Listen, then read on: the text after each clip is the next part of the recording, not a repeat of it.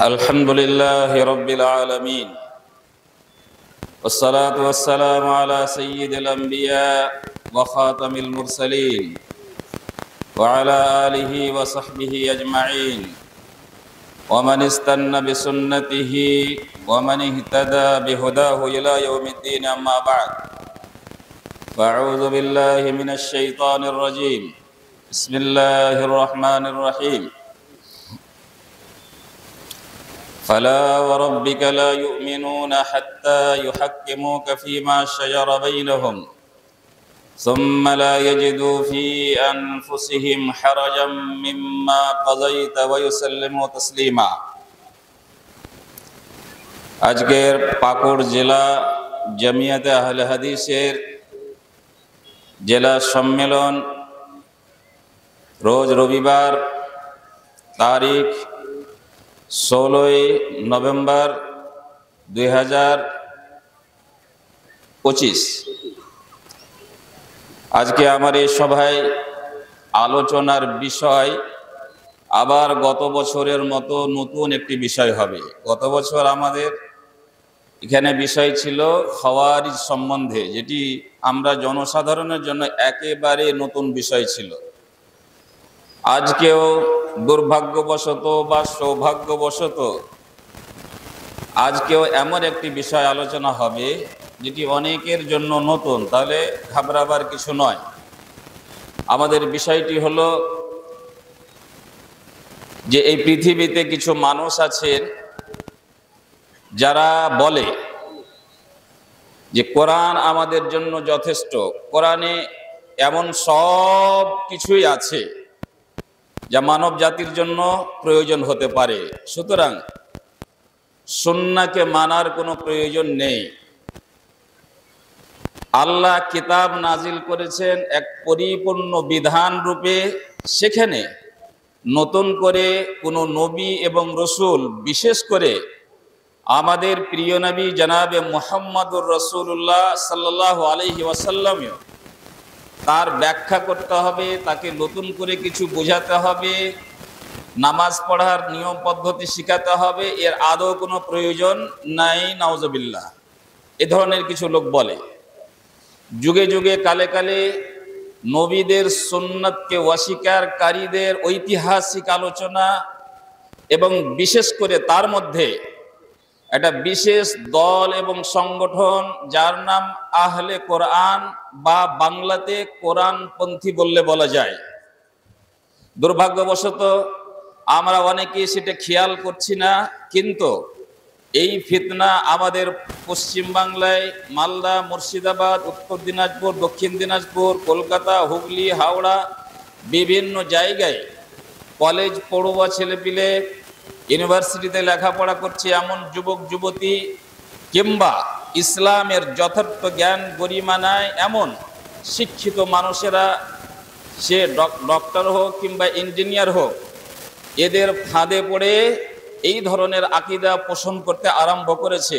তাই আমি এবং এই সম্মেলন তারা পরামর্শ করে এই বিষয়টি জনসাধারণের জ্ঞাতার্থে আনার চেষ্টা স্বরূপ এই আলোচনাটিকে ধার্য করা হয়েছে। তাহলে আমার বিষয় হবে হাদিসকে অস্বীকারীরা যুগে যুগে কালে কালে কি আচরণ করেছেন, এবং আহলে কোরআনদের বর্তমান অ্যাক্টিভিটিস কি, তারা কি বলতে চায়, এবং আমাদেরকে কতটা তাদের থেকে সাবধান থাকতে হবে। তাহলে আমরা বেশি ভূমিকা না বেঁধে সরাসরি চলে যাই। আমরা আগে এটা জানার চেষ্টা করি যে হাদিস বা সুন্নাত বা রসুলের যেটা আদর্শ, সেই আদর্শ বা সুন্নাহ বা হাদিস বলতে কি বুঝায়। সুন্নাহ শব্দটার মানে হচ্ছে কোনো নিয়ম, কোনো রীতি, কোনো সংবিধান, কোনো পাকাপোক্তা তৌর তরিকা যাকে মানুষ অনুসরণ করে থাকে, সেটা ভালো হতে পারে, মন্দও হতে পারে অভিধানিকভাবে। এবং এই সুন্নাহ যখন আমরা পরিভাষায় নেব, তখন শুধু আমাদের শেষ নবী মুহাম্মদুর রাসূলুল্লাহ সাল্লাল্লাহু আলাইহি ওয়াসাল্লামের যেই কোনো কথা, যেই কোনো কাজ, কিংবা তার যুগে সংগঠিত যেই কোনো ঘটনা, তার প্রতি তার সমর্থন থেকেছে, তার নীরবতা থেকেছে, এবং তার যুগে তার নবুয়ত প্রাপ্ত হওয়ার পর সূর্য উঠেছে, সূর্য ডুবেছে, আবার সূর্য উঠেছে, আবার সূর্য ডুবেছে, এইভাবে তার শেষ নিঃশ্বাস ত্যাগ করা পর্যন্ত তৎকালীন সমাজে যা যা ঘটেছে তার সম্পূর্ণ সিডি ক্যাসেটটার নাম হচ্ছে সুন্নাহ, কিংবা ওকে হাদিস বলে। ওকে আবার উসুলে হাদিসের বিভিন্ন মানে এক্সপার্টেরা আরো কিছু শব্দ ব্যবহার করেছে যেই নামে সুন্নাহকে বা হাদিসকে চেনা যায়। কেউ কেউ তাকে আসার বলেছেন, কেউ তাকে সুন্নাহ বলেছেন, কেউ তাকে হাদিস বলেছেন, কেউ তাকে খাবার বলেছেন। তাহলে এই হলো সুন্নাহর বিভিন্ন নাম, এই হলো সুন্নাহর পরিভাষা। অর্থাৎ রাসূল যা করেছেন, যা বলেছেন, যা দেখেছেন, যা দেখিয়েছেন, তার সামনে যা ঘটেছে এবং তিনি যে ভূমিকাটা নিয়েছেন, সেটাই হচ্ছে সমগ্র মানব জাতির জন্য একটা আদর্শ, একটা মডেল। ওই অনুযায়ী উম্মতের সমস্ত মানুষকে জীবন যাপন করতে বলা হয়েছে, এর নাম হচ্ছে সুন্নাহ। যেহেতু সময় বুঝতে পেরেছেন 45 মিনিট সময়ের জন্য আমি অনেক জিনিসকে ছেড়ে ছেড়ে অতি প্রয়োজনীয় জিনিসগুলো বলছি। তাহলে সুন্নাহ সম্বন্ধে স্বয়ং আল্লাহ রাব্বুল আলামিন কোরআনে আদেশ করেছেন, আমার ইতাআত করো, আমার রাসূলের ইতাআত করো, ইত্যাদি ইত্যাদি। এবং বেশ কিছু আয়াতে সতর্ক এবং সাবধান করা হয়েছে, যদি কেউ সুন্নাহ থেকে বিমুখ হও, যদি আমার রাসূলের অনুসরণ করা থেকে কেউ বিমুখ হও, তাহলে আমি তার জন্য কি কি ব্যবস্থা রেখেছি সেই আয়াতগুলি দু চারটি আমি পাঠ করে আপনাকে শোনাচ্ছি। প্রথম আয়াতে আল্লাহ তাআলা বলছেন, ইয়া আইয়ুহাল্লাযীনা আমানু আতিউল্লাহ ওয়া আতিউর রাসূল, এই ঈমানদার মানুষেরা তোমরা আল্লাহর আনুগত্য করো এবং রাসূলের আনুগত্য করো। এই শব্দগুলা আজকে বিশেষ করে আপনাকে মনে রাখতে হবে এবং বুঝতে হবে। আল্লাহ কি আদেশ করছেন? আমার আনুগত্য করো এবং আমার রাসূলের আনুগত্য করো। ওয়ালা তুবতিলু আমালাকুম, আর তোমরা তোমাদের নিজেদের আমলগুলোকে বরবাদ করে দিও না। এই কথার মানে হচ্ছে, যদি আমার ইতাআত করো বা শুধু বলো যে কোরআন আমার জন্য যথেষ্ট, রসুলের প্রয়োজন নাই, রসুলের সুন্নাহর প্রয়োজন নাই, তাহলে তোমার সমস্ত আমলকে আমি ধূলিসাৎ করে দেব, বরবাদ করে দেব। তোমার সেই আমলের আমার কাছে কোনো মূল্য থাকবে না। সেই নামাজ, সেই রোজা, সেই হজ এবং যাকাত যা রসুলের পদ্ধতি অনুযায়ী হয়নি, রসুলের সুন্নাতকে বাদ দিয়ে অন্য কোনো পথ পদ্ধতিতে সেটা করা হয়েছে, সেটা আমার কাছে কোনো মূল্য নাই। ওয়ালা তুবতিলু আমালাকুম, তাহলে তোমরা নিজের আমলকে বরবাদ করে দিও না। যারা শুধু বলে কোরআন আমাদের জন্য যথেষ্ট, সুন্নাহর কোনো প্রয়োজন নাই, তারা যতই তাহাজ্জুদ পড়ুক না কেন, যতই হজ উমরা করুক না কেন, তাদের মতো করে আল্লাহ রাব্বুল আলামিনের কাছে তার বিন্দু মাত্র কোনো মূল্য নেই। তেমনি আল্লাহ রাব্বুল আলামিন বলেছেন, মা আতাকুমুর রাসূল ফাখুযুহু, তোমাকে রাসূল যা কিছু দেবেন তা গ্রহণ করো, রাসূল যা কিছু দিবেন তা গ্রহণ করো। এরা বলছে যে রাসূলের কোনো প্রয়োজন নাই, আল্লাহ বলছেন তোমাকে রাসূল যা দিবেন তা গ্রহণ করো। ওমা নাহাকুম আনহু ফান্তাহু, আর যেই সমস্ত জিনিস থেকে তোমাকে বিরত থাকতে বলবেন সেই সমস্ত জিনিস থেকে বিরত থাকো। কোরআন যদি যথেষ্ট হবে তাহলে রসুল আবার কি দিবেন? রসুলের কাছে যদি দেওয়ার মতো কিছুই না থাকে, তাহলে আল্লাহ রাব্বুল আলামিন এই আদেশ কেন করলেন যে রসুল যা দিবেন তা তুমি গ্রহণ করো, যার থেকে নিষেধ করবেন তার থেকে দূরে থাকো।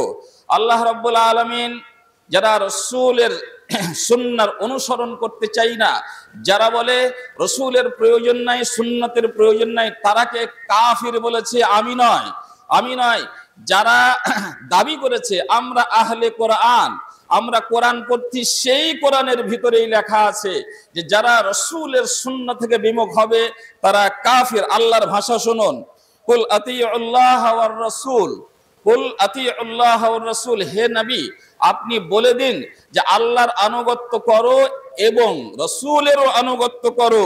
ফাইন তাওয়াল্লাউ, তারা যদি মুখ সরিয়ে নেয়, মুখ ফিরিয়ে নেয়, তারা যদি সেটাকে না মানে, ফাইন্নাল্লাহা লা ইউহিব্বুল কাফিরিন, তাহলে আল্লাহ রাব্বুল আলামিন কোনো কাফেরকে পছন্দ করেন না। তাহলে এখানে কাফের কারাকে বলা হলো? যারা রাসূলের আনুগত্য থেকে মুখ ফেরানোর চেষ্টা করবে, যারা এই কথা বলবে রাসূলের প্রয়োজন নাই, হাদিসের প্রয়োজন নাই, হাদিস মানা যাবে না, তারাকে আল্লাহ বললেন ফাইন্নাল্লাহা লা ইউহিব্বুল কাফিরিন, আল্লাহ রাব্বুল আলামিন কোনো কাফের ব্যক্তিকে পছন্দ করেন না। সুন্নাহ ছাড়া, হাদিস ছাড়া মুমিন হওয়া সম্ভব নয়। যে বলবে রাসূলের প্রয়োজন নাই, সুন্নাহর প্রয়োজন নাই, তার ঈমান আল্লাহর কাছে গ্রহণযোগ্য নয়। এটা আমার কথা নয়। যারা দাবি করে আমরা কোরআনপন্থী, তাদের এই কোরআনে লেখা আছে ফালা ওয়া রাব্বিকা লা ইউমিনুন, তোমার প্রতিপালকের কসম, আল্লাহ কসম খেয়ে খেয়ে বলছেন, ফালা ওয়া রাব্বিকা, তোমার প্রতিপালকের কসম, তারা অতক্ষণ পর্যন্ত মুমিন হতে পারে না, হাত্তা ইউহাক্কিমুকা ফীমা শাজারা বাইনাহুম, যতক্ষণ না তারা তোমাকে ফাইসালাকারী হিসেবে মেনে নিবে ওই সমস্ত আপোষের ঝগড়া এবং বিবাদে যা মানুষের মাঝে উৎপন্ন হয়ে থাকে। সুম্মা লা ইয়াজিদু ফি আনফুসিহিম, এবং তুমি যা ফাইসালা করে দিবে সেটা সন্তুষ্ট চিত্তে তা গ্রহণ করে নিবে। এই জন্য যেটা রাসূলের ফাইসালা, এই জন্য যেটা আল্লাহর ইঙ্গিতে হওয়া ফাইসালা, সেখানে কোনো সংকীর্ণতা বোধ চলবে না, সেখানে কোনো কষ্ট করা চলবে না। ফি আনফুসিহিম হারাজাম মিম্মা কাযাইতা ওয়া ইউসাল্লিমু তাসলিমা, এবং হাসতে হাসতে হাসি মুখে সেটাকে বরণ করে নিবে, যেহেতু এটা রাসূলের ফাইসালা। তাহলে বুঝা গেল, রাসূলকে যে অমান্য করবে, রাসূলের হাদিসকে যে অমান্য করবে বিভিন্ন ধরনের মন গড়া ভিত্তিহীন যুক্তির মাধ্যমে, তারা কোনোদিন মুমিন হতে পারে না। তারপরে আল্লাহ রাব্বুল আলামিন আরো বলেছেন, শ্রেষ্ঠ আদর্শ হচ্ছে মুহাম্মদুর রাসূলুল্লাহ সাল্লাল্লাহু আলাইহি ওয়াসাল্লামের আদর্শ। আল্লাহ তো বলেনি যে শ্রেষ্ঠ আদর্শ হচ্ছে আল্লাহর আদর্শ, আল্লাহ তো আসেনি, তার চাইতে ঊর্ধ্বে তিনি মহান। আদর্শ কি? তার চাইতে বেশি মহান। কিন্তু তার মনোনীত রাসূলকে, যাকে আল্লাহ স্বয়ং পাঠিয়েছেন, তাকে এই মর্যাদা দিয়েছেন যে তাকে বলা হয়েছে শ্রেষ্ঠ আদর্শ, দ্য বেস্ট মডেল। পৃথিবীর যত মডেল থাকতে পারে, যত আদর্শের কথা থাকতে পারে, মুহাম্মদুর রাসূলুল্লাহ সাল্লাল্লাহু আলাইহি ওয়াসাল্লামের চাইতে উত্তম কোন আদর্শ হতে পারে না। শুনুন মহান আল্লাহ কি বলছেন, লাকাদ কানা লাকুম ফি রাসূলিল্লাহি উসওয়াতুন হাসানা, এবং তোমাদের জন্য আমি রাসূলের মধ্যে উত্তম আদর্শ রেখেছি, শ্রেষ্ঠ আদর্শ রেখেছি, যাকে অনুসরণ করে মানুষ ইহকালে এবং পরকালে ধন্য হবে। কাদের জন্য আদর্শ রেখেছি? লিমান কানা ইউমিনু বিল্লাহি ওয়াল ইয়াউমিল আখির, যারা আল্লাহর উপরে বিশ্বাস করে, যারা আখিরাতের উপরে বিশ্বাস করে, তারা মুহাম্মদুর রাসূলুল্লাহ সাল্লাল্লাহু আলাইহি ওয়াসাল্লামকে শ্রেষ্ঠ আদর্শ মনে করবে, এবং করতেই হবে। যদি কোনো মানুষ মুহাম্মদুর রাসূলুল্লাহ এবং তার সুন্নাহকে যদি অনুসরণ যোগ্য না মনে করতে পারে, তাহলে সে শ্রেষ্ঠ আদর্শ থেকে দূরে সরে যাচ্ছে। এবং যারা কোরআনের দাবিতে, কোরআনপন্থী হওয়ার দাবিতে যারা এই কথা বলে রাসূলের প্রয়োজন নাই, সুন্নাহর প্রয়োজন নাই, তাহলে শ্রেষ্ঠতম নয়, নিকৃষ্টতম আদর্শে তারা পতিত আছে, তাতে কোনো সন্দেহ নেই।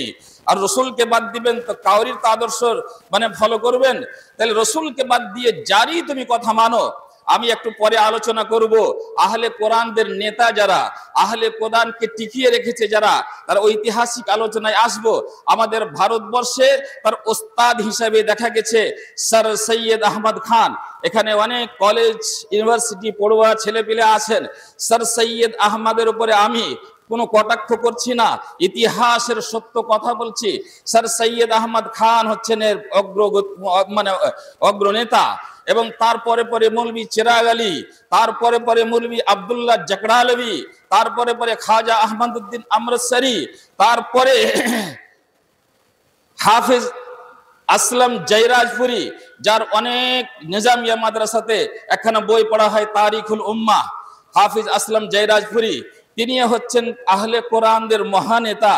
এইভাবে তারপরে রমজান আলী, তারপরে আরো অনেকে, আব্দুল খালেক মালওয়াদা ইত্যাদি ইত্যাদি মানুষেরা, বা গোলাম আহমদ পারভেজ, যার দলকে পারভেজি বলা হয়, এই সমস্ত মানুষেরা যে আদর্শ তৈরি করেছে, যে কথা উম্মতকে বুঝাতে চেয়েছে, সেই পথে যদি কেউ চলে তাহলে শ্রেষ্ঠ পথ হারাবে, যেই পথ আল্লাহ রাব্বুল আলামিন তার রাসূলের মাধ্যমে আমাদেরকে দেখিয়েছেন।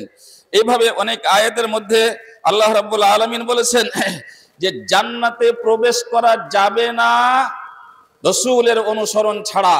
যারা রাসূলের অনুসরণ থেকে বিমুখ হবে তারা জান্নাতে যেতে পারবে না। আল্লাহ রাব্বুল আলামিন বলেছেন মাইয়ুতির রাসূল ফাকাদ আতা আল্লাহ। এখানে আল্লাহ রাব্বুল আলামিন নিজের আনুগত্যকে রাসূলের আনুগত্যের উপরে ডিপেন্ডেন্ট করেছে, অর্থাৎ নির্ভরশীল করেছে। বা অন্য ভাষায় সহজ করে বলতে গেলে আল্লাহ তাআলা বলতে চাইছেন, আমার আনুগত্যের যদি কেউ দাবি করতে চাও, যদি কেউ এই কথা বলতে চাও যে আমি আল্লাহকে মানি, তাহলে তার প্রথম শর্ত হলো আমার পাঠানো রাসূলের আনুগত্য করে দেখাও। যে রাসূলের আনুগত্য করতে পারবে না, সে আমার আনুগত্য করার দাবি করিও না। আল্লাহ তাআলার ভাষা লক্ষ্য করেন, মাইয়ুতির রাসূলা, যে ব্যক্তি রাসূলের আনুগত্য করতে পারবে, মাইয়ুতির রাসূলা ফাকাদ আতা আল্লাহ, সে যেন আল্লাহর আনুগত্য করতে পারবে। যে রাসূলের আগে তাহলে কাকে রাখা হয়েছে? যে রাসূলকে মেনে দেখাতে পারবে সেই একমাত্র এমন যোগ্যতা অর্জন করবে যে আল্লাহর ইতাআত করবে। ওমান তাওয়াল্লা ফামা আরসালনাকা আলাইহিম হাফিজা, আর যে সেখান থেকে মুখ ফিরিয়ে নিবে, আমি তোমাকে পুলিশ দারোগা করে পাঠাইনি, এটা আমার উপরে ছেড়ে দাও। এই ভাষা ভঙ্গিমা কখন কে কাকে বলে? আমার জন্য ছেড়ে দাও, বেটাকে দেখে নিব। তার মানে এইটা এক ধরনের ধমক, যে যারা আল্লাহর রসুলকে আনুগত্য বাদ দিয়ে আল্লাহর আনুগত্যের দাবি করতে চাইবে, তার বিচার আল্লাহ নিজেই করবেন। বুঝতে পারছেন? এই মর্মে রাসূলুল্লাহ সাল্লাল্লাহু আলাইহি ওয়াসাল্লাম অনেক কথা বলেছেন। তার শুধু একটাই কথা বলি, সময়ের অভাব। মান আতাআনি ফাকাদ আতা আল্লাহ। রাসূলুল্লাহ সাল্লাল্লাহু আলাইহি ওয়াসাল্লাম বলছেন, যে ব্যক্তি আমার ইতাআত করবে, আমার আনুগত্য মেনে নিতে পারবে, সে যেন আল্লাহর আনুগত্য করলো। মান আতাআনি ফাকাদ আতা আল্লাহ। আরেকটি হাদিসের মধ্যে রাসূলুল্লাহ সাল্লাল্লাহু আলাইহি ওয়াসাল্লাম ব্যর্থহীন ভাবে কথা ঘোষণা করেছেন যে জান্নাতে যাওয়া সম্ভব হবে না গো, জান্নাতে যাওয়া সম্ভব হবে না যতক্ষণ না তুমি আমার আনুগত্য করবে। কারণ আমি বলে কেউ নয়, আমি যেহেতু আল্লাহর প্রেরিত রাসূল, আল্লাহ আমাকে এই কাজের জন্যই পাঠিয়েছেন, এই দায়িত্ব দিয়ে পাঠিয়েছেন। আমার ইতাআত মানে আল্লাহর ইতাআত, আল্লাহর পক্ষ থেকেই আমি সবকিছু বলি। ওমা ইয়ানতিকু আনিল হাওয়া ইন হুয়া ইল্লা ওয়াহয়ুন ইউহা, আমার মুখ থেকে কোনো কথা ওহী ছাড়া বের হয় না। এক সময়ে আব্দুল্লাহ ইবনে আমর ইবনে আল আস রাদিয়াল্লাহু তাআলা আনহু আল্লাহ রাসূলের মুখ থেকে যা যা শুনতেন তা লিখে নিতেন, যা যা শুনতেন তা লিখে নিতেন। কুরাইশ বংশের কিছু মানুষেরা আব্দুল্লাহ ইবনে আমর ইবনে আসকে একটু ধমক দিলেন, আরে তুমি সব কথাই কেন লিখছো? আল্লাহ রাসূল কোনো সময় হাসছেন, কোনো সময় রাগের অবস্থায় থাকেন, সবটাই কি শরীয়ত নাকি? সবটাই কিছু লিখতে লাগলে একটু ধমক চমক দিয়েছেন, তখন তিনি থেমে গেছেন। তারপরে রাসূলুল্লাহ সাল্লাল্লাহু আলাইহি ওয়াসাল্লামের কাছে পৌঁছাচ্ছেন, আল্লাহ রাসূল এই ঘটনা আমি আপনার কাছে যা যা শুনতাম সবই লিখতাম, কিন্তু আমাকে এইভাবে তারা ভয় দেখিয়েছে, যার কারণে আমি বন্ধ করে দিয়েছি। আল্লাহ রাসূল, আমি কি ঠিক করেছি না ভুল করেছি? আল্লাহ রাসূল তাকে যে উত্তরটা দিয়েছেন সেটা ভেবে দেখার বিষয়। তিনি বলছেন, উক্তুবু, তুমি লেখো, তুমি যা কিছু লিখতেছিলে তা আবার লিখতে থাকো। ফামা ইয়াখরুজু মিনহু ফাআশারা বিউসবুইহি ইলা ফিহি, তারপরে তিনি নিজের মুখের দিকে ইশারা করে বলছেন, এই মুখ থেকে ফামা ইয়াখরুজু মিনহু ইল্লাল হক, এই মুখ থেকে হক ছাড়া অন্য কোনো কথা বের হয় না। কারণ প্রতিটি বিষয়ে রাসূলুল্লাহ সাল্লাল্লাহু আলাইহি ওয়াসাল্লাম আল্লাহর পক্ষ থেকে নিয়ন্ত্রিত অবস্থায় থাকতেন। ওয়াহির মাধ্যমে তার জীবন যাপন হতো, ইলকার মাধ্যমে, স্বপ্নের মাধ্যমে আল্লাহ তাআলা তার সব কিছু ইচ্ছা তার মনের ভিতরে জাগিয়ে তুলতেন এবং সেই অনুযায়ী তিনি কথা বলতেন। তাহলে আল্লাহ রাসূল যা যা বলছেন সবই কিছু মানে আল্লাহর পক্ষ থেকেই বলছেন। এই জন্য বলছেন জান্নাতে যাওয়া সম্ভব হবে না। আবু হুরায়রা রাদিয়াল্লাহু তাআলা আনহু হতে বর্ণিত, তিনি বলছেন, কুল্লু উম্মতি ইয়াদখুলুনাল জান্নাতা ইল্লা মান আবা, আমার উম্মতের সমস্ত মানুষেরা জান্নাত লাভ করবে, কিন্তু যারা জান্নাত যেতে চাইবে না। রাসূলুল্লাহ সাল্লাল্লাহু আলাইহি ওয়াসাল্লামকে জিজ্ঞাসা করা হলো, এমন হতভাগা কে যে জান্নাতে যেতে চাইবে না? রাসূলুল্লাহ সাল্লাল্লাহু আলাইহি ওয়াসাল্লাম সেই দার্শনিক সেন্টেন্সটা ব্যবহার করেছেন, মানে আতাআনি ফাকাদ দাখালাল জান্নাহ, যে আমার আনুগত্য করবে সে জান্নাতে দাখিল হবে। ওমানা আসানি ফাকাদ আবা, আর যে আমার বিরুদ্ধাচরণ করবে, আমার অবাধ্য হবে, সে যেন জান্নাতে যেতেই চাইলো না। সুতরাং জান্নাতে যেতেই চাই না, তাকে কি করে যাওয়া হবে? বন্ধুগণ, এই বিষয়টি অনেক যুবকদের মাথায় সেই ধরনের অডিও ভিডিও এবং বিভিন্ন ধরনের মেসেজের মাধ্যমে তাদের মাথা গোলমাল করছে। কিন্তু যেই কোরআনের তুমি দাবি করেছো সেই কোরআনে এই সব কথাগুলি লেখা আছে এবং সেইখান থেকে নিয়ে রাসূলুল্লাহ সাল্লাল্লাহু আলাইহি ওয়াসাল্লাম কিছু কথাকে স্পষ্ট করেছেন। তো এইভাবে অনেক হাদিসের মধ্যে অনেক কথা বলা আছে। যেমন এক হাদিসের মধ্যে, এক আয়াতের মধ্যে আল্লাহ পাক বলছেন, কুল ইন কুনতুম তুহিব্বুনাল্লাহ, তুমি যদি আল্লাহকে ভালোবাসার দাবি করতে চাও তাহলে ফাত্তাবিউনি ইউহিব্বুকুমুল্লাহ, তাহলে আমার অনুসরণ করো, তাহলে আল্লাহ তোমাকে ভালোবাসতে লাগবে। তাহলে আল্লাহর ভালোবাসা কে চাই না ভাই পৃথিবীতে? আল্লাহর ভালোবাসার দরকার নেই এমন কথা কে বলতে পারে? কেউ বলতে পারে না। সবাই আল্লাহর ভালোবাসা চায়। তাহলে আল্লাহর ভালোবাসার চাওয়ার মেন গেট হচ্ছে, প্রথম পর্ব হচ্ছে, মেন শর্ত হচ্ছে ফাত্তাবিউনি ইউহিব্বুকুমুল্লাহ, আমার অনুসরণ করবে তাহলে তুমি আল্লাহর ভালোবাসা পারবে। যতই তুমি যুক্তি খাটাও না কেন, যতই বড় বড় কথা বলো না কেন, আর যতই বড় বড় বই পুস্তক লিখে দাও না কেন, আল্লাহর রাসূলের সুন্নাতকে মুমিনদের অন্তর থেকে মুছে দেওয়া সম্ভব হবে না। বিশেষ করে যারা আল্লাহর প্রতি বিশ্বাস রাখে এবং জান্নাত লাভ করতে চায় আর জাহান্নামের মতন ভয়াবহ জায়গা থেকে নিজেকে বাঁচাতে চায়, তাকে সুন্নাহর পথ থেকে সরানো সম্ভব হবে না। তাহলে আল্লাহ তাআলা আরো এক কথা বলেছেন যে যারা আমার কোরআনের মধ্যে যে সমস্ত কথা আছে, কোরআনের মধ্যে আমি আমার আনুগত্যের কথা বলেছি, রাসূলের পথে চলার কথা বলেছি, সবই তো কোরআন। তাহলে তাদেরকে যেন বলা হচ্ছে যারা বলে শুধু কোরআন মানবো, তোমার সুন্নাহ মানবো না, কোরআন মানবো, রাসূলের সুন্নাত মানবো না, তার হাদিস মানবো না, তাদের জন্য যেন আল্লাহ রাব্বুল আলামিন আরেকটা আয়াতে বলছেন, আফাতুমিনুনা বিবাযিল কিতাব ওয়া তাকফুরুনা বিবায, তোমরা কি আমার এই কিতাবের এক অংশের প্রতি বিশ্বাস রাখো আর এক অংশের প্রতি বিশ্বাস রাখো না? 17-18টি আয়াতের মধ্যে সরাসরি আল্লাহ রাব্বুল আলামিন আমার ইতাআত করো, আমার রাসূলের ইতাআত করো চিৎকার করে করে বলছেন। আর কোথায় আমরা সেই দুঃসাহসিকতা পেয়েছি যে আল্লাহকে মানবো রাসূলকে মানবো না, আল্লাহকে মানবো রাসূলকে মানবো না, তারপরও আমি আবার রাসূল হয়ে থাকবো? এই সুন্নাহ হলো মুসলমানদের সুন্নাহ, যা সাহাবায়ে কেরামের যুগ থেকে নিয়ে অদ্যাবধি যত উলামা, আইম্মা, ফুকাহা, মুহাদ্দিসিন, মুফাসসিরিন আছে, সকলেই এই বিষয়ে একমত। একজনেরও কোনো দ্বিমত নাই যে সুন্নাহর অনুসরণ করা একজন মুমিন মুসলমানের জন্য ওয়াজিব। যদি এটা উম্মতের ইজমা হয়, ইমাম বুখারী, মুসলিম, আবু দাউদ, তিরমিজি, নাসাঈ, ইমাম আহমদ ইবনে হাম্বল, ইমাম দারমি, ইমাম বাইহাকি, ইমাম দারাকুতনি, তারপরে ইবনে তাইমিয়া, শাইখুল ইসলাম ইবনুল কাইয়িম, তারপরে আল্লামা নাসিরউদ্দিন আলবানী, ইবনুল বাজ, সকল উলামায়ে কেরাম যদি এটাই বুঝে থাকেন যে সুন্নাহর অনুসরণ করতে হবে, পায়ে পায়ে পঙ্খানুপঙ্খভাবে রাসূলের দেখানো, রাসূলের নির্দেশিত পথে চলতে হবে, তাছাড়া আমাদের কোনো গতি নাই, তাছাড়া আমাদের মুক্তির কোনো স্থান নাই, এটা যদি সকল উম্মতের উলামায়ে কেরামের ইজমা হয়, তাহলে আজকে ঊনবিংশ শতাব্দীতে জাকরালা নামের গ্রামে এক ভদ্রলোক জন্ম নিচ্ছেন যার নাম মৌলভী আব্দুল্লাহ জাকরালভী। তার কথা শুনে উলামায়ে উম্মতের ইজমাকে ছেড়ে দিয়ে সেই পথে যেতে হবে। সেই মানে ভারত উপমহাদেশের কিছু কিছু জায়গায় মানে জন্মগ্রহণ করা কিছু আধপড়া লোক, কিছু আধপড়া অর্ধজ্ঞানের মানুষ, যাদের পিছনে ছিল ইংরেজদের প্রহসন, যাদের পিছনে ছিল এক বিশেষ ধরনের ষড়যন্ত্র। এই ষড়যন্ত্রের মাধ্যমে ইংরেজরা চাইছিল মুমিন এবং মুসলমান যারা, তাদের ভিতরে যে রক্ত আছে, তাদের ভিতরে যে যুদ্ধ এবং জিহাদের যে জজবা আছে, সেই জজবাটাই হচ্ছে আমাদের জন্য কঠিন এক বাধা, কঠিন এক বাধা।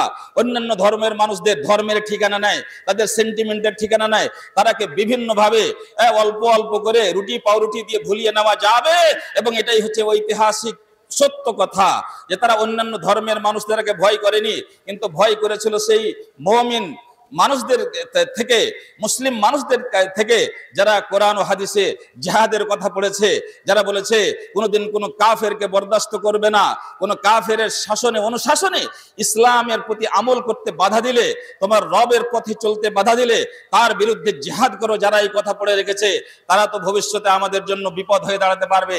এজন্য তারা বিভিন্ন ধরনের ষড়যন্ত্র করে এক জায়গায় দাঁড় করালো কাদিয়ানিকে, গোলাম আহমদ কাদিয়ানিকে। আরেক জায়গায় দাঁড় করা হলো আহমদ রেজা ব্রেলভিকে, আরেক জায়গায় দাঁড় করা হলো বাবিকে, আরেক জায়গায় দাঁড় করা হলো বাহাইদের, তার পরবর্তীতে আরেক জায়গায় দাঁড় করা হলো বহরিদের। তারা ইসলামকে কেন্দ্র করে নানান কথা বলবে এবং কেউ তাকে সাপোর্ট করবে, কেউ তাকে সাপোর্ট করবে। একদল আরেক দলকে কাফের বলবে, আরেক দল আরেক দলকে জাহান্নামী বলবে।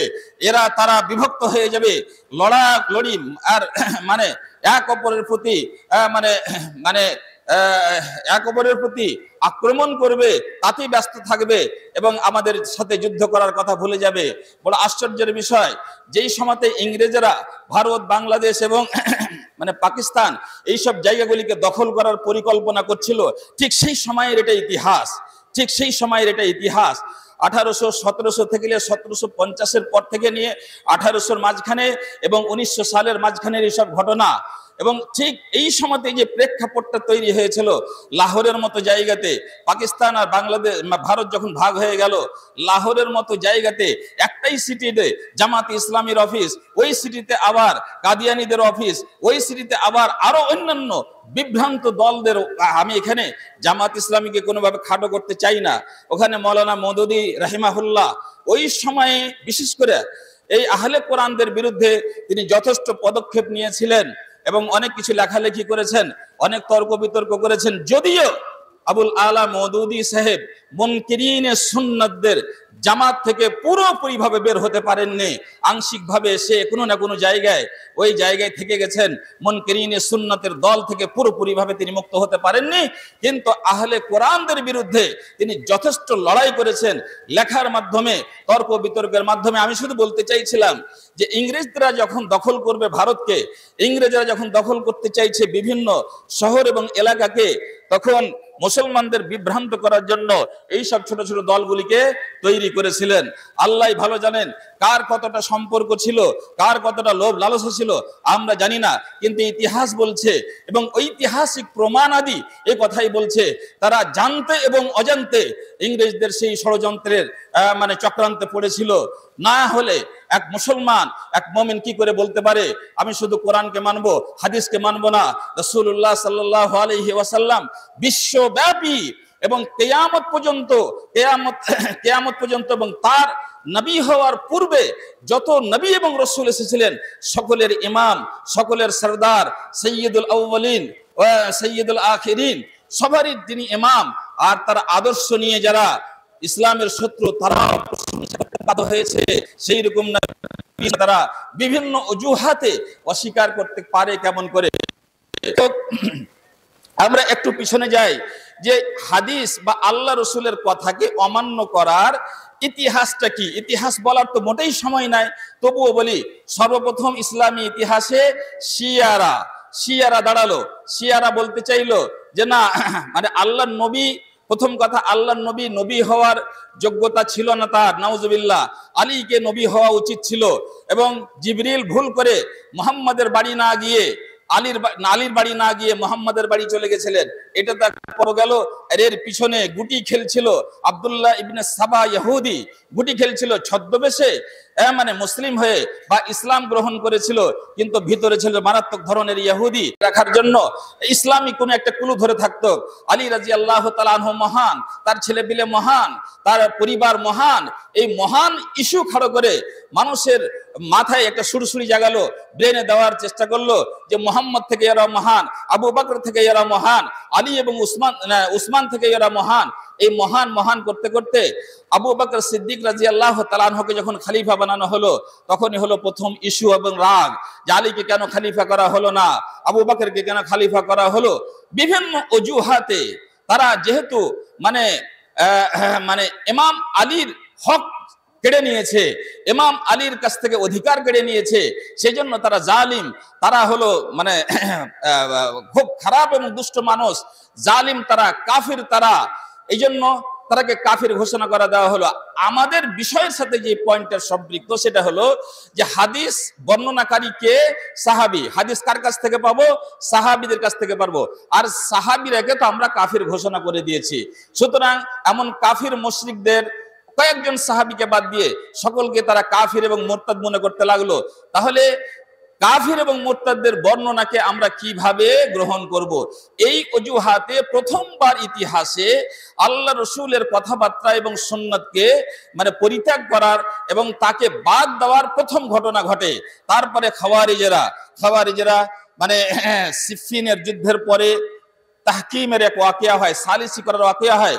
মুআবিয়া এবং আলী যখন বুঝতে পারলেন যে আমরা আপোষে লড়াই করে করে অনেক ধ্বংসের মুখোমুখি হচ্ছি, তো আমরা উভয় পক্ষ আলোচনা সমালোচনার পর এইটা ধার্য করলেন যে আমাদের মধ্যে দুজন সাহাবীকে দায়িত্ব দেওয়া হবে, তারা সালিসি হিসেবে যেই সিদ্ধান্ত নেবে সেই সিদ্ধান্ত আমরা উভয় পক্ষ মেনে নেব। যারা খাওয়ারিজ ছিল, খাওয়ারিজ মানে উগ্র মেজাজি, আমি গত সম্মেলনে এই ব্যাপারে ভাষণ দিয়েছি, তারা হলো বিদ্রোহী, উগ্র মেজাজি, কাউরির কথা শুনবে না। তারা বলল যে না, হুকুম তো চলবে আল্লাহর, হুকুম তো চলবে রসুলের, তাহলে মানুষকে কেন দায়িত্ব দেওয়া হলো? এত বড় যুদ্ধ চলছে, এই যুদ্ধ তো বন্ধ হয়ে যাবে, বন্ধ হতে দিতে তারা চাইছিল না। এই জন্য বললো না, হুকুম চলবে আল্লাহর, কালেমাতু হাক্কিন উরিদা বিহাল বাতিল। কথাটা তো চমৎকার, কিন্তু তার পিছনে উদ্দেশ্য ছিল মন্দ। বলছে না না, আল্লাহর হুকুম চলবে, আল্লাহর কিতাব অনুযায়ী ফয়সালা হবে, কোনো মানুষের হাতে ফয়সালা দেওয়া যাবে না। সুতরাং যারা এই সালিসিটাকে যারা সমর্থন করলো, তাদের দৃষ্টিতে তারা কাফির হয়ে গেল। এবং হাদিস কার মাধ্যম দিয়ে আমরা পাবো? ওই সব সাহাবীদের মাধ্যম দিয়ে পাবো। তাহলে অধিকাংশ মানুষের সমর্থন ছিল যে এই সালিসিটার মাধ্যমে আমরা যুদ্ধ বিরতি করব এবং বন্ধ করে দিব। এখন হাদিস তো নেব, কিন্তু কার বর্ণনা আমরা কবুল করব? যারা কাফির হয়েছে আমাদের দৃষ্টিতে, তাহকিমের ঘটনা, সালিসির ঘটনাকে মেনে নিয়ে তারা প্রমাণ করেছে তারা আল্লাহকে নয় মানুষের করা ফাইসালাকে মানে। সুতরাং এমন লোকদের কাছ থেকে হাদিস নেওয়া যাবে না। এক এক অজুহাতে হাদিসকে বর্জন করার একটা দ্বিতীয় ঐতিহাসিক পর্ব এবং ঘটনা ঘটলো। তারপরে মুতাজিলারাও ছোট বড় কারণে হাদিস থেকে দূরে সরে গেল। তারপরে মধ্যখানে তৃতীয় এবং চতুর্থ যেটা পর্ব, সেটা হচ্ছে যে প্রথমবার দ্বিতীয় হিজরিতে প্রথমবার ইমাম শাফিঈর যুগে একটা দল তৈরি হলো, যারা প্রকাশ্যভাবে বলল যে সমস্ত ধরনের সুন্নাত, সমস্ত ধরনের হাদিস তাকে মানা যাবে না, সুতরাং শুধুমাত্র কোরআনকে মানতে হবে এবং হাদিসকে মানা যাবে না। এই ঘটনাটা আজকের আহলে কোরআনদের শুধু কথা নয়, দ্বিতীয় হিজরিতে এইরকম ঘটনা ঘটেছিল।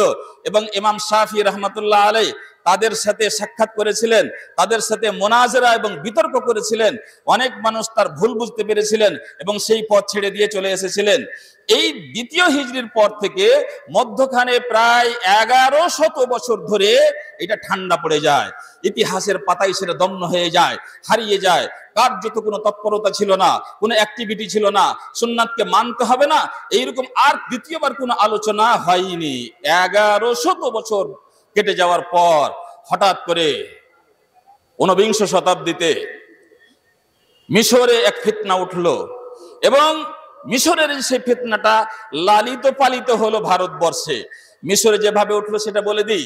মোহাম্মদ আলী পাশা যখন মিশরের সিংহাসন দখল করেন, সে ছিল এক ধরনের বেদিন। সে চাইছিল না শরীয়ত মানে শরীয়তের বিধান চলুক দেশে, সে চাইছিল যে ইংরেজদের মতো করে আমাদের কৃষ্টি কালচার হোক, আমরা সেইভাবে এগিয়ে যেতে চাই যেভাবে ইংরেজরা এগিয়ে যাচ্ছিল। সেই জন্য শরীয়তের বিধি বিধানের প্রতি সে খুব বিরক্ত হতো এবং সর্বপ্রথম একটা দলকে ইটালি পাঠালো পড়াশোনার মানে সুবাদে, পড়াশোনা করার জন্য ইটালি পাঠানো হলো। তার কয়েক বছর পর আবার আরেকটা বড় দলকে পাঠালো হলো ফ্রান্সের দিকে এবং রাফাআত তাহতাবি বলে একজন মানে বড় মাপের বলা যেতে পারে বিদ্বান, তাকে তার মানে দায়িত্ব দেওয়া হলো যে এই দলগুলোকে নিয়ে যাও, তারা সেখানকার কৃষ্টি কালচার শিখবে, সেখানকার গুণগান শিখবে এবং সেখানকার কৃষ্টি কালচার পড়াশোনার পথ পদ্ধতি আমাদের দেশে লাগু করা হবে। এইরকম ভাবে পরপর ইটালি, ফ্রান্স, ইংল্যান্ড, লন্ডন বিভিন্ন জায়গায় তারা কলেজ এবং ইউনিভার্সিটিতে হায়ার স্টাডির জন্য এই যুবকদেরকে পাঠানো হলো। যেই যুবকেরা বিনষ্ট হয়ে ঘুরলো, দিন হারালো, ইমান হারালো, ইসলামী ঐতিহ্য হারালো এবং তাদের কুসংস্কার এবং সেই দেশের ইসলাম বিরোধী যে রীতিনীতি সেটাকে নিয়ে এসে নিজের দেশে লাগু করতে লাগলো এবং তাদের মুখ থেকে সাহিত্য চর্চার নামে, দর্শন চর্চার নামে তারা সুন্নাতের প্রতি অবজ্ঞা এবং সুন্নাতকে অবহেলা করতে লাগলো এবং মানুষকে এই সংবাদ দিতে লাগলো যে কোরআন মানলেই যথেষ্ট হবে। কারণ কারণ এখানে একটা কথা বলে দিই, যারা বলবে কোরআনকে মানবো না, তাদের কাছ থেকে আর নামাজ রোজার কোনো বালা মুসিবত থাকবে না, তাদের কাছে হজের কোনো বালা মুসিবত থাকবে না, তাদের কাছে মিরাস, বিবাহ, শাদীর এই সমস্ত জিনিসের কোনো নিয়ম শৃঙ্খলা যেহেতু কোরআনে কারিমে বর্ণনা করা নাই, তার বিস্তারিত আলোচনা আছে। সুন্নাহর মাধ্যমে নামাজ পড়তে আদেশ করে দেওয়া হয়েছে, কিন্তু কখন কত রাকাত, কোন সময়ে কি পড়তে হবে, তার ভিতরে কি পড়তে হবে, পরে কি পড়তে হবে, আগে কি পড়তে হবে, উযু কি করে কি করতে হবে, এই সব কথা তো কোরআনে নাই।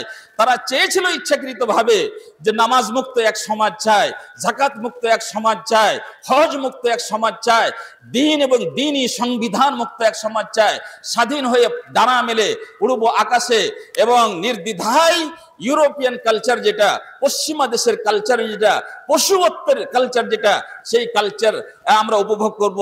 এই জন্য তারা এই পথে নেমেছিল। কোরআন মিষ্টি মিষ্টি কথা এবং দামি দামি কথা, কোরআন আমাদের জন্য যথেষ্ট, কোরআন হচ্ছে আল্লাহর বিধান এবং পূর্ণাঙ্গ বিধান, এবং তারপরে সুন্নাতের কোনো প্রয়োজন নাই। এই আওয়াজটা সেখানে উঠলো এবং এসে পড়লো ভারতের আকাশে এবং লালিত পালিত হলো এখানে কার কোলে? স্যার সৈয়দ আহমদ খানের কোলে। স্যার সৈয়দ আহমদের ছোট্ট করে একটু ইতিহাস বলি, না বললেও হয় না, সময় অনুমতি দেয় না, কি যে করা যায়। স্যার সৈয়দ আহমদ দিল্লি শহরে 17 অক্টোবর 1817 সালে তার জন্ম হয়। ইসলামী রীতিনীতি অনুযায়ী তার বাবা মা তাকে মক্তবে মসজিদে পাঠায়, কিছু আরবি শিখে, কিছু ফার্সি, কমপ্লিট কোনো স্টাডি বা কোনো ডিগ্রি তিনি অর্জন করেননি, কিছু বই পুস্তক অবশ্যই পড়েছেন। তার বয়স যখন মোটামুটি 21 বছর, 1837 সালে 38 সালে তখন তার বাবা মারা যান। তার বাবা ছিলেন মুঘল সাম্রাজ্যের সরকারি তহবিল থেকে বেতনভুক্ত একটা লোক। তাহলে বাবা মারা যায় যখন, বেতন বন্ধ হয়ে গেল, কেমন মুমিন, কেমন ইমানদার। দেখুন, যেই যুগে ব্রিটিশদের বিরুদ্ধে মুসলমানদের আনাগোনা চলছে, ব্রিটিশদের বিরুদ্ধে যুদ্ধ জাহাদের কথা চলছে, সেই কালে সেই পরিস্থিতির মধ্যে স্যার সৈয়দ আহমদ তার বাবার ইন্তেকালের পরে সামান্য বেতনটা বন্ধ হয়ে যাওয়ার জন্য, তার বয়স তখন 21 বছর, আজ থেকে এতদিন আগে 21 বছরের লোক অনেক সাবলীল হয়, তিনি ছুটলেন ইস্ট ইন্ডিয়া কোম্পানির কাছে একটা চাকুরির দরখাস্ত নিয়ে, আমাকে একটা চাকুরি দিন। তারপরে তাকে চাকুরি দেওয়া হলো।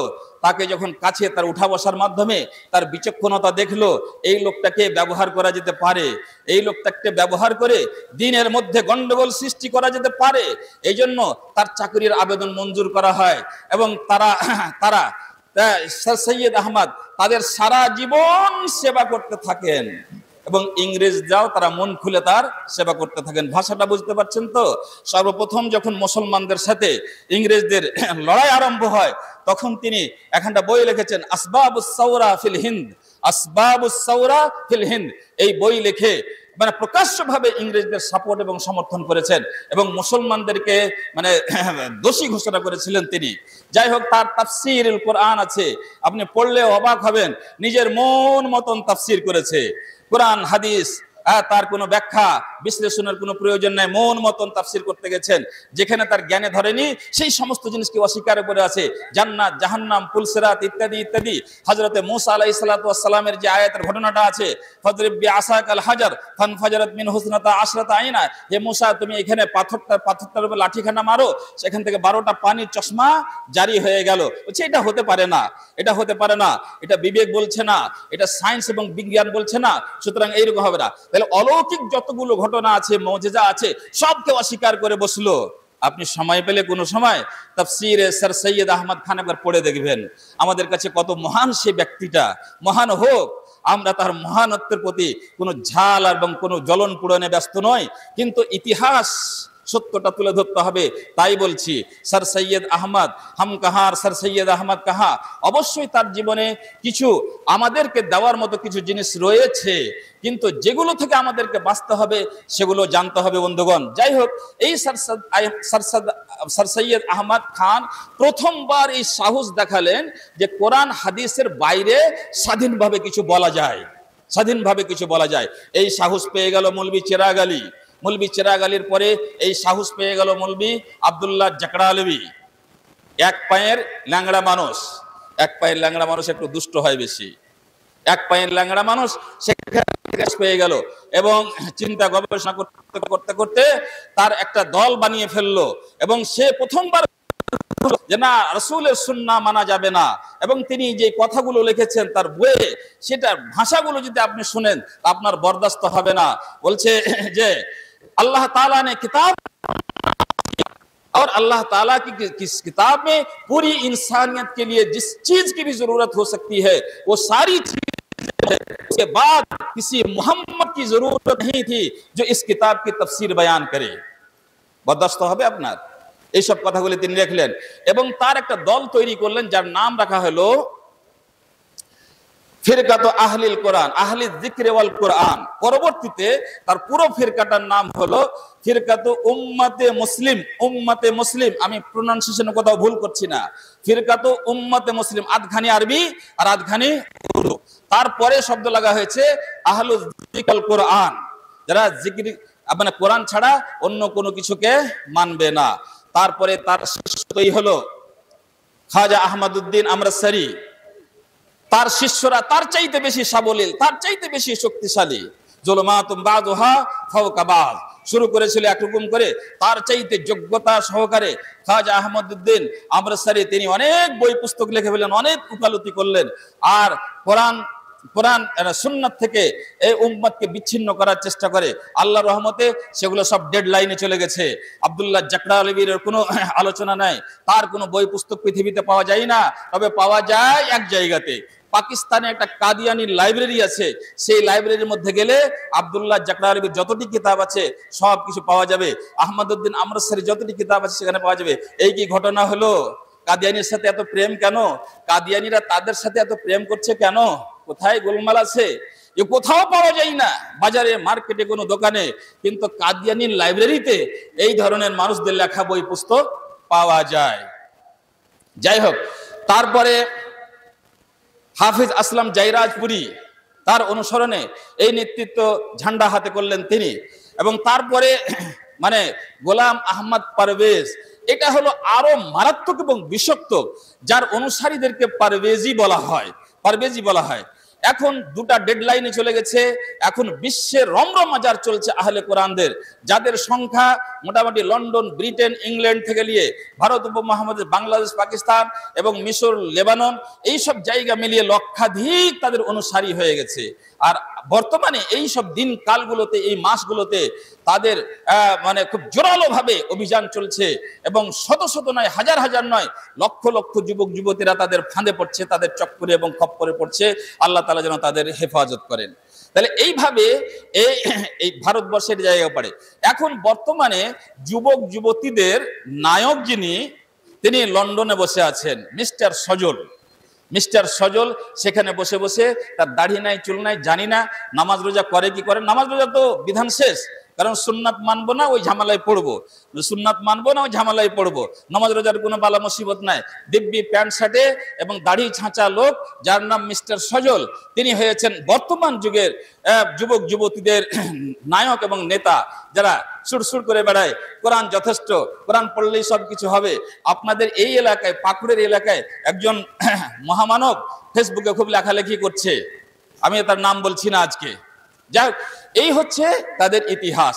তাদের যখন এটা বললো যে সুন্নাতকে মানবো না, হাদিসের কোনো প্রয়োজন নাই। আর কয় মিনিট আছে মাওলানা?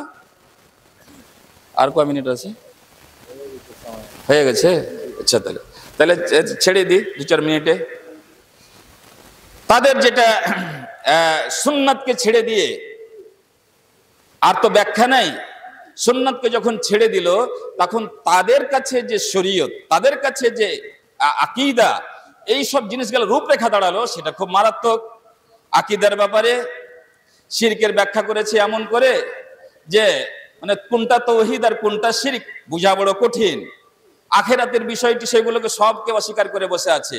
জান্নাত মানে এটা নয়, জান্নাত মানে ওটা নয়। জান্নাত মানে মানুষের জীবনের বিভিন্ন বিভিন্ন পর্ব এবং ধারা, একবার মরলো আরেকবার জীবিত হবে, আরেকবার মরলো আরেকবার জীবিত হবে, কোথাও না কোথাও পুনর্জীবন কিংবা আকীদায়ে তানাসুখ, যেটা তার সাপোর্ট হচ্ছে, সমর্থন হচ্ছে। তাদের মধ্যে একদল বলল যে না, কবরে যে লাশটা রাখা হয় তার সওয়াল জবাবের কোনো প্রশ্নই ওঠে না, কারণ বৈজ্ঞানিকভাবে একটা মানুষ মরে গেছে, সে আর কথা বলতে পারবে না, তাকে পাটাতন দিয়ে মাটি দেওয়া হয়েছে, তার কাছে কোনো কানেকশন নাই, সায়েন্টিফিক কোনো মানে অ্যাসেট নাই, যার থেকে এটা বোঝা যাবে যে সেই লোকটার সাথে কথা বলা যাবে। সুতরাং যে মরে গেছে, যাকে কবর দেওয়া হয়ে গেছে, তার কবরের ভিতরে সওয়াল জবাব মুনাকিশা এই সব জিনিস ফালতু কথা এবং ভিত্তিহীন কথা। আবার তাদের মধ্যে জানি না কি করে হাসর নসরকে মানে, কোরআনে তো ইয়াউমা নাহশুরুহুম এইসব শব্দগুলো আছে, তো যে কোরআনে যে কবরেই কথা বলতে পারে না, তাকে আল্লাহ তাআলা কেমন করে হাসরের দিন উঠাবে? আর যদি আল্লাহ তাআলা হাসরের দিন উঠাবার ক্ষমতা রাখেন, তাহলে কবরে উঠাবার ক্ষমতা কেন রাখেন না? ইত্যাদি ইত্যাদি। এদিক থেকে ওদিক, এদিক থেকে বহকিতে লেগেছে। তাদের নামাজের যখন খবর নেওয়া হয়, তাহলে ভাই বলো ঠিক আছে সুন্নাহ মানবো না, আজ থেকে হাদিস মানবো না, তাহলে নামাজের কি হবে? নামাজ পড়তে হবে না হবে না? হ্যাঁ হ্যাঁ পড়তে হবে, পড়তে হবে। তখন তারা এই সালাত যাকাতের ব্যাখ্যা করতে গিয়ে একবার এইদিকে একবার ওইদিকে, তখন বলছে না আরবি ভাষার উপরে ভিত্তি করে আমরা তার ব্যাখ্যা করব। সালাত মানে দোয়া, সালাত মানে দোয়া, সুতরাং আরবি ভাষাতে তার মানে দোয়া, যে কোনো ভাবে আল্লাহকে ডাকলে সাকলেই হলো। কেউ বলছে না দিনে 3 বার পড়তে হবে, কেউ বলছে না দিনে 4 বার পড়তে হবে, কেউ আবার চালাকি করে বলছে না না না দিনে 5 বারই নামাজ পড়তে হবে। আচ্ছা, এটা তো বারের কথা হলো। তারপরে জোহরের কয় রেকাত পড়বে, আসরের কয় রেকাত পড়বে, মাগরিবের কয় রেকাত পড়বে, কেউ বলছে না এক এক রেকাত করে পড়লে হবে, কেউ বলছে না 2 রেকাত করে পড়তে হবে। এখানে একটা পয়েন্ট বলে আমি শেষ করব। আমার মাননীয় ডক্টর ফারুক আব্দুল্লাহ সাহেব এসে বসে আছেন। কেউ বলছে 1 রেকাত পর 2 রেকাত পড়তে হবে, কেউ বলছে একটাই রুকু করতে হবে, একটাই সাজদা করতে হবে। তাহলে আমার একটা পয়েন্ট ছিল যে তারা বলে সুন্নাহ বা হাদিস হচ্ছে পৃথিবীতে যত দলাদলি, পৃথিবীতে যত ফিরকাবান্দি মানুষের ভিতরে বিভেদ সৃষ্টি করছে, তার মূল জড় হচ্ছে নাউজুবিল্লাহ হাদিস, তারা বলে। সুতরাং হাদিস মানা যাবে না। হাদিস মানে কেউ শাফি, হাদিস মানে কেউ হানাফি, হাদিস মানে কেউ অমুক ধুমক ইত্যাদি ইত্যাদি বিভিন্ন ফিরকার জন্ম হয়েছে। সে হাদিস থেকে বুঝে না সুঝে সেই যে ফিরকা তৈরি হয়েছে, তো উসুলিয়াতের মধ্যে হয়েছে না ফুরুইয়াতের মধ্যে হয়েছে, আসল কথায় জায়গায় হয়েছে না ফারি কোনো আংশিক কোনো ব্যাপার স্যাপারে হয়েছে, সেই সব ব্যাখ্যা স্যাখ্যা বাদ দিয়ে বলে দিল যে না, যত রকমের বিবাদ বিসংবাদ তার মূল জড় হচ্ছে হাদিস। হাদিস ছাড়া, হাদিস মানা বাদ দিয়ে দিতে গেলে সমস্ত মানুষ পৃথিবীর এক হয়ে যাবে, সবারই মুখে থাকবে শুধু কোরআন, শুধু কোরআন। ঠিক আছে, ঠিক আছে, আমরা না হয় সুন্নাহকে ছাড়তে পারলাম না, তোমরা তো ছেড়েছো, এখন মানুষ তোমরা তো ছেড়েছো, সুন্নাত বাদ দিয়ে দিয়েছে, এখন সুখে আছো কি না? তাহলে সুন্নাহ যারা মানবে তারা বিবাদ বিসংবাদে লিপ্ত হবে। তাহলে তোমরা যখন ছেড়ে দিয়েছো, তোমরা তো বিবাদ বিসংবাদে লিপ্ত হবে না। তো তোমাদের মধ্যে কেউ কেন বলছে 1 রেকাত, কেউ কেন বলছে 3 রেকাত, কেউ কেন বলছে 1 রুকু, কেউ কেন বলছে না 2টা সাজদা লাগবে, কেউ কেন বলছে না দিনে 3 বার নামাজ পড়তে হবে, কেউ কেন বলছে 1 বার নামাজ পড়তে হবে। তাহলে সুন্নাহ ছেড়েও এখনো বিতর্কে জড়িয়ে আছো। আর তারা এইভাবে তারা চিন্তাধারার দৃষ্টিকোণে তাদের 4টা ভাগ হয়ে গেছে, 4টা ভাগ হয়ে গেছে। আমি একটু আগে বলেছি, একটা ভাগের নাম হচ্ছে ফিরকা এবং ফিরকার নেতা এবং তার চিন্তাধারাও অন্য দল থেকে ভিন্ন ভিন্ন। একটার নাম হচ্ছে ফিরকাতু উম্মতে মুসলিম আহলুল যিকর ওয়াল কোরআন, যার নেতৃত্ব করে গেছেন আব্দুল্লাহ জাকরা আলভী। তাদের চিন্তাধারার সাথে তার পরবর্তী ফিরকাটার মিল হবে না, অনেক ক্ষেত্রে তাদের মিল হবে না। সেটার নাম হচ্ছে ফিরকাতু উম্মাতু মুসলিমা, এর নায়ক হচ্ছেন আহমদউদ্দিন আমরসারি। তার পরের যেটা ফিরকা আছে তার সাথে অনেক চিন্তাধারায় অনেক ব্যাপার স্যাপারে তাদের সাথে তার মিল নাই, সেটা হচ্ছে তলুয়ে ইসলাম। তলুয়ে ইসলাম, যার নায়ক হচ্ছেন তার নায়ক হচ্ছেন পারভেজ, গোলাম আহমদ পারভেজ। তার সাথে তার আগের তার পরের অনেক জায়গায় মতভেদ, এবং লাস্টে যেটা 4 নম্বর ফিরকা আছে তাহরিকে তামিরে ইনসানিয়াত, তাহরিকে তামিরে ইনসানিয়াত। তাহলে 4টা ফিরকার 4টা চিন্তাধারা আলাদা আলাদা হলো কেন? এটা তো হওয়ার কথা নয়। যারা সুন্নাহ মানবে তারা বিভক্ত হচ্ছে, আর সুন্নাহকে ছাড়ার কারণই হলো সব পৃথিবীর মানুষ এক প্ল্যাটফর্মে থাকবে। তো তোমরা যারা এই বক্তব্য দাও তারা আবার 4 দলে বিভক্ত হয়েছে কেন? তার মানে হচ্ছে অসার কথা, অযুক্তিকর কথা, বাতিল কথা, মারদুদ কথা। সুতরাং আমাদের উচিত হবে এই সমস্ত কথার দিকে কর্ণপাত না করে আমাদের আল্লাহর কাছে হাজার নয় লক্ষবার শুকরিয়া আদায় করতে হবে। লাউলা আলহামদুলিল্লাহিল্লাযী হাদানা লিহাদা ওয়া মা কুন্না লিনাহতাদিয়া লাউলা আন হাদানাল্লাহ। আমরা যে ঈমানটা পেয়েছি, ইসলামটা পেয়েছি, আমাদের কোনো যোগ্যতার কর্তৃত্বের কারণে পাইনি, নিছকভাবে আল্লাহ তাআলা আমাদের প্রতি দয়া করেছেন বলে আমরা ইসলামের মুখ দেখতে পেয়েছি। আল্লাহর রহমত ছিল বলে আমাদের এই ভাগ্য খুলেছে যে আমরা ঈমানের দৌলত আমাদের নসিব হয়েছে। সুতরাং ঈমানের যেটা মানে ধারা, যেটা রাস্তা, সেটা হচ্ছে আল্লাহর ওয়াহি হচ্ছে কোরআন, আর আল্লাহর আরেক ওয়াহির নাম হচ্ছে সুন্নাহ। সুতরাং আমরা যদি আল্লাহকে ভালোবাসি, ইসলামকে ভালোবাসি, জান্নাতে যেতে চাই, জাহান্নাম থেকে বাঁচতে চাই, ইহকালে শান্তিতে থাকতে চাই এবং পরকালেও শান্তিতে থাকতে চাই, তাহলে আমাদের উচিত হবে সর্ব অবস্থায় আল্লাহর ইতাআত করে যেতে হবে এবং রাসূলের ইতাআত করে যেতে হবে। আল্লাহর কাছে দোয়া করি, আল্লাহ গো তুমি আমাদের সকল মানুষদের, বিশেষ করে আমাদের নিউ জেনারেশন যেটা যুবক যুবতীর দল, যারা স্কুলে কলেজে ইউনিভার্সিটিতে পড়াশোনা করে কিংবা বসে বসে শুধু ফেসবুক চালায় আর ভালো মন্দ বুঝে না, যার তার কথায় কর্ণপাত করে, আল্লাহ তুমি তাদের হেফাজত করো।